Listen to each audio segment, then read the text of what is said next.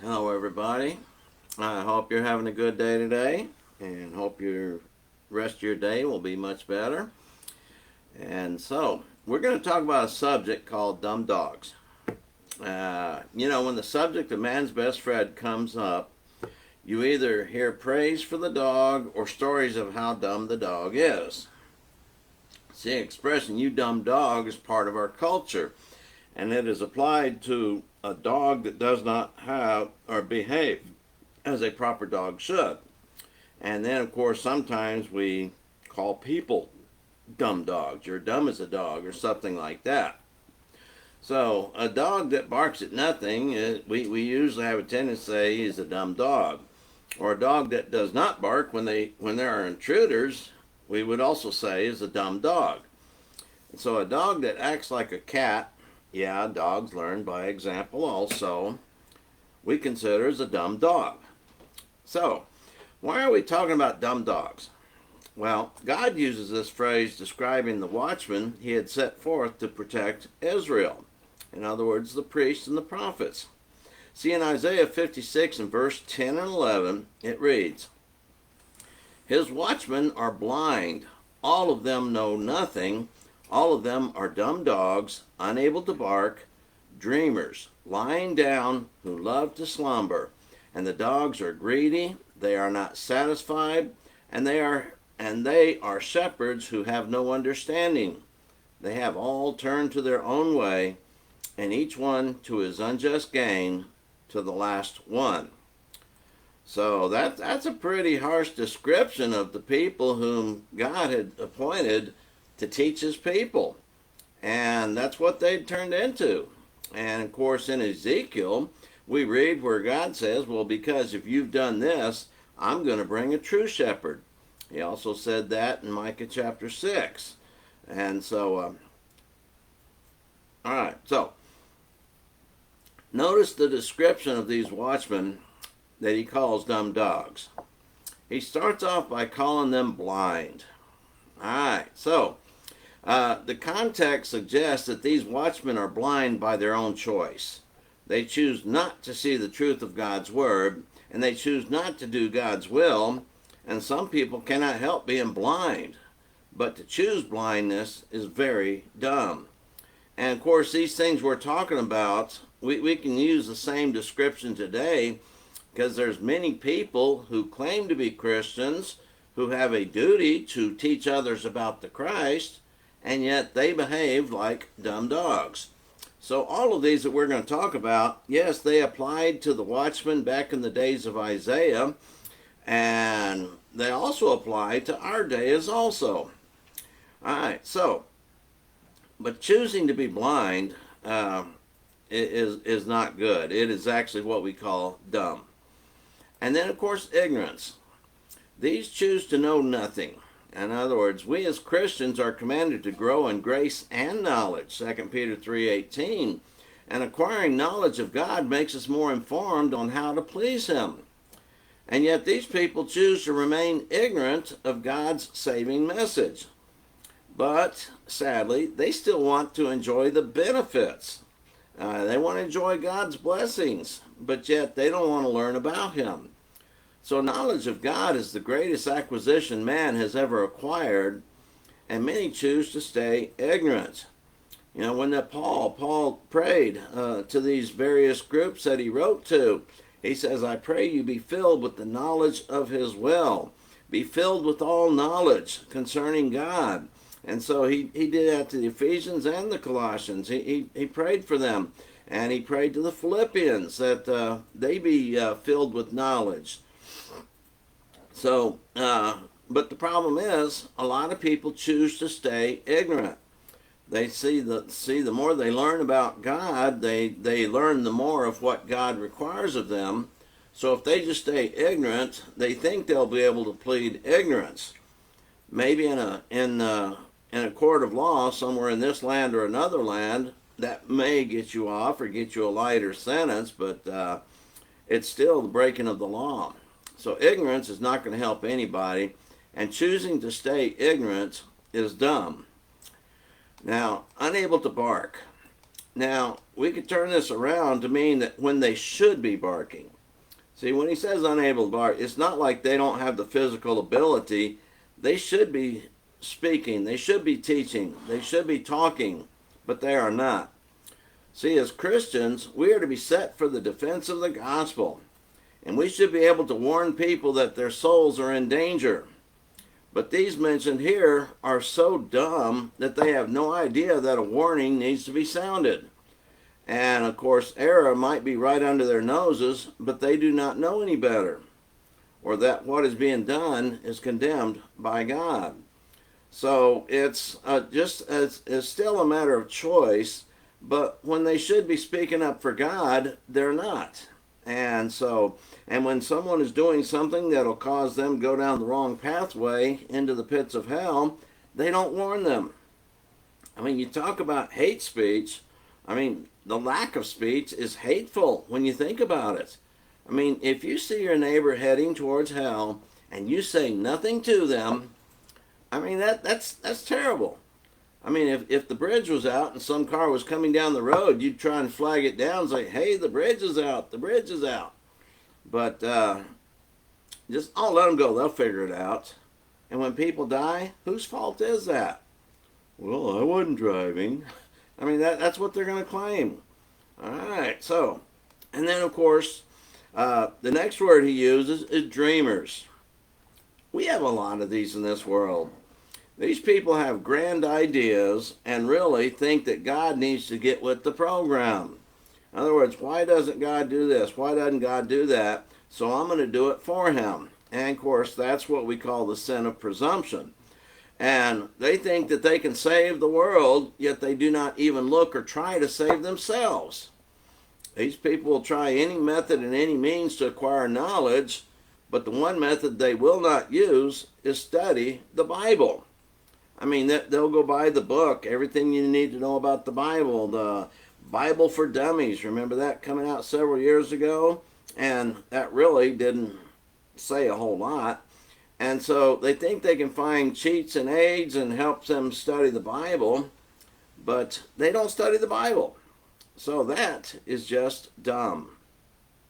I mean, the knowledge of eternal life is there in the words of Jesus, and people choose not to go to those words. And then, of course, the next description he uses, lying down. See, awake from your sleep, folks.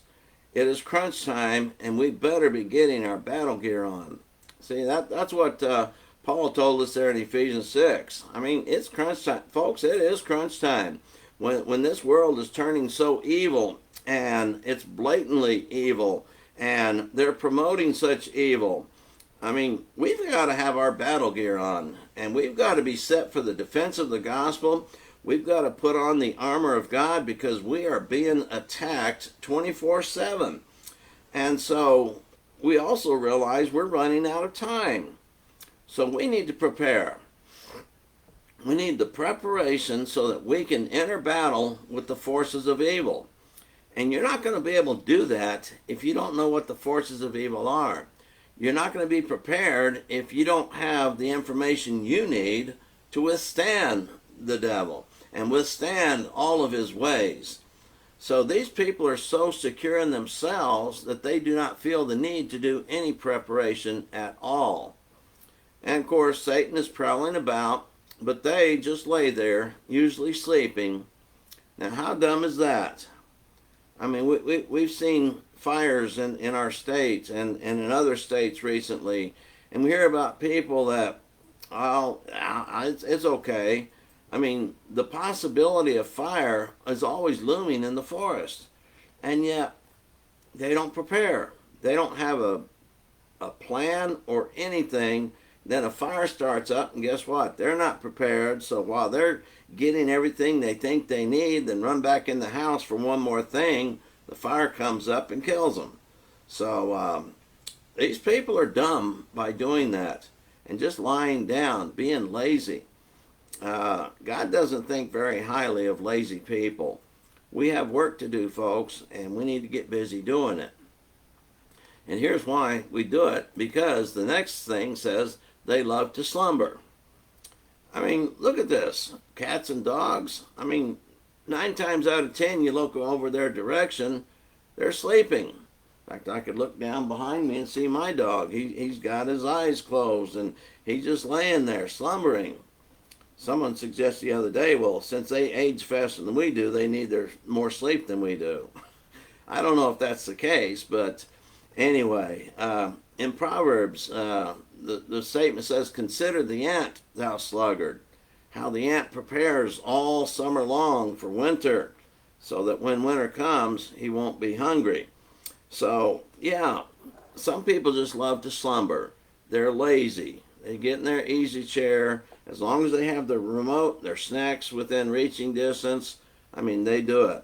Of course, that's not good for their health, and they know it, but they don't want to change their ways. See, these people think that work will harm them in some way. Yet science has proven that inactivity will kill faster than some diseases. And so we're not talking about a Saturday afternoon nap out in the hammock. We're talking about those who choose to not do anything for themselves or their souls. And so you just wonder, how dumb is that? And then it mentions that they are greedy. You know, greed is associated with idolatry and covetousness. And greed drives most of the world economy these days. Somebody wants to get rich, so they sell products. People want to buy products at the cheapest price possible and save more money so they can buy more things. And so greed drives all of this. It motivates some people to actually create a product and promote a product that will sell so that they can make more money. And so greed drives our world economy these days. And of course, many are not satisfied to just do their job and enjoy life. Some people, they have a good paying job, but they want more. So they go out and get another job. They work 2 or 3 jobs to make more money. Of course, what that does is puts them in a higher tax bracket, and they wonder where all their money's going and why they don't have time to get anything accomplished, why they don't have time to go to church, why they don't have time to study the Bible. They're so busy. No, the problem is they are greedy. They're not busy, they are greedy. And so these people want more, they want it now. And sometimes people will gamble with the hope of hitting the big one. And they bet on just about anything imaginable. And when they get their big payoff, they jump in and they spend it all trying to make another rich payoff or something. So they jump into get-rich schemes, get-rich-quick schemes. And most people realize this is probably a scam, but the chance that I could make a lot of money in 3 days, let's go for it. Yeah. Greed has to be at or near the top of any list of sins by rank or danger. See, I usually say greed, pride, and selfishness are the 3 worst sins. And I think you can probably take every other sin and put it in one of those 3 categories. All right, so a Christian learns to be content in all of his or her situations. A good, sound, faithful Christian will learn to be content. And so greed destroys contentment. Greed is dumb. And then the next thing Isaiah says, or what God says through Isaiah, is they're not satisfied. And you know, these people who get out there, they don't have jobs, they get out there and they're always complaining. Well, you're not doing this for me, you're not doing that for me, we're going hungry. And people who know how to live through this life, they holler out, well, get a job. And then they start coming back with, you're racist or you're something like that. No, here's the problem. They're not satisfied. It's just like the grave. The grave is never satisfied. No matter how many people die, the grave is always looking for more. And yes, death is always looking for more. And there's never enough. With a lot of people, most people who gamble hit the big one. Like I say, they usually turn around and spend it all trying to get a bigger one. And people who win the lottery, yeah, we've heard stories after story of this. Someone wins the big lottery And they go out and spend it all, and within a year or two, they're back to where they were before. And so, it doesn't last very long. It's only temporary. And so it is the excitement that you can profit that turns people on. And so it's no different than not doing your job, but expecting to be paid for your time. See, theft is wrong in any form. Some people will try and see what they can get away with to do as little as possible. And so the scriptures mention the wicked who are never satisfied. In fact, it speaks of those who weary themselves doing what they should be doing, but always find the strength to practice their wickedness. I mean, he talks about the fact that they will travel for days and be totally weary and hungry, but someone says, let's go have an orgy, let's go have riotous drinking and stuff like that. Oh yeah, let's go for it. And that's what they do. And so, just think about this. Who do we know that is never satisfied about anything? Well, I'm sure we all know people who are complainers. And it doesn't matter what's going on, they're going to be complaining. They don't like the way someone wears their hair. They don't like the dress someone is wearing. They don't like the color of the carpet. They don't like this. They don't like the weather. They don't like, you name it. They're always complaining. And when you realize that's the only time they're happy is when they're complaining about something. And that's really sad when that happens. But sometimes we think, well, our boss is never satisfied. Our spouse is never satisfied. And so when this happens, don't we consider that to be dumb when people are not satisfied with what they have? The next thing Isaiah speaks of is the fact that there's no understanding. At least the type of understanding that should get them to start serving God properly. See, they learn all sorts of things. These people learn the lyrics to all these nasty songs out there, and they'll sing along with the artists that are singing these songs, and they'll say the bad words along with it, and they'll think they're so cool because they know all the words to this song, and they're filthy words. They shouldn't be talking about that. We talked about that yesterday. But anyway, these people need to start serving God properly, and they don't take the understanding to do so. See, wisdom and understanding are crucial elements in our learning about God. Read first 3 chapters of Proverbs and learn about wisdom and what it does for us, the benefit it provides for us. And of course, understanding is mentioned there several times. And Jesus said, he that hath ears to hear, let him hear. And then he also said, he that hath ears to hear and understand. So we're supposed to understand what God is trying to tell us. And these are crucial elements that we should know. But the problem is these people choose the wrong understanding. The scriptures tells us to trust in the Lord and lean not on our own understanding. Proverbs 3:5 tells us that. And then, of course, they turn their own way. And this is the last point that Isaiah says. And of course, this speaks to everyone who chooses a way other than the Lord's way. See, the Lord said there in the Sermon on the Mount, seek the narrow path and the narrow way, the narrow gate, because broad is the gate and wide is the way that leads to destruction, and many will be on it. So we're supposed to choose the Lord's way. And Jesus said he was the way, John 14:6. But see, people make their own way. They make up their own mind. They do what is right in their own eyes. They make up their own rules, their own laws. And really, they do nothing more than ease their own conscience. And that has to be the dumbest thing of all. So the sad thing is that we all know people who fit these descriptions. And there seems to be more of them around us all the time. So folks, take warning. Avoid the dumb dogs. Don't be like them. And if you realize that maybe you fit in this category, it's time to get busy. Awake, you sinners. Put off the uncleanness. So read James chapter 4 and notice what he says. Okay, that's our lesson for today. Share this message if you will. I think a lot of people need to hear it. But those who really need to hear it will probably just stop listening after a couple of minutes, which is their norm. But anyway, if you get a chance, share this with everyone that you know. All right, that's it for today. Bye-bye for now.